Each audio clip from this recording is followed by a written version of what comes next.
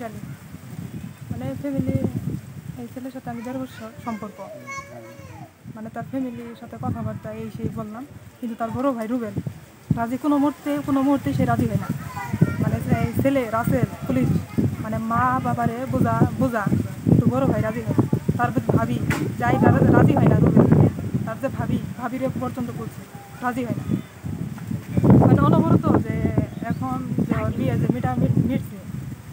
আচ্ছা, আপনি যে এখানে আসছেন, কেন আসছেন? আপনার নিয়ে কোনো ঘুরছে কিনা, কোথাও গেছেন? হ্যাঁ, আমার ঘুরছে, এগুলো একটু বলুন।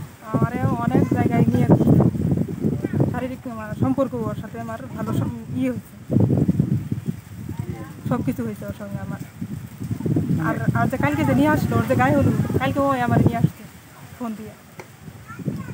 আরে এখন মানে যে পুলিশ আসছিল, পুলিশ এসে কি বলে গেল? হ্যাঁ, পুলিশে বললো চলে যাওয়ার কথা বলে। তো পুলিশের বললাম তো ওর সাথে আমার প্রায়ই ওর সাথে দেখা হয়তো, বা আমার অনেক কিছু ওর সঙ্গে আমার করছে শারীরিক সম্পর্ক। পুলিশে এই কথা আমার বলে গেলো যদি চলে যাও। আমি কেন চলে যাব? মরলে আমার এখান থেকে লাশ চলে যাব।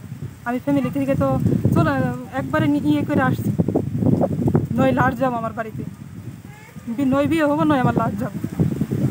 আর কাল আমার এই ছেলে, যে ছেলে বিয়ে করবো, সেই ছেলে কালকে আমার ফোন দিয়ে বলছে যে তুমি বাসায় আসো। ওর গায়ে হলো তুই আমার মজা করলো নাকি?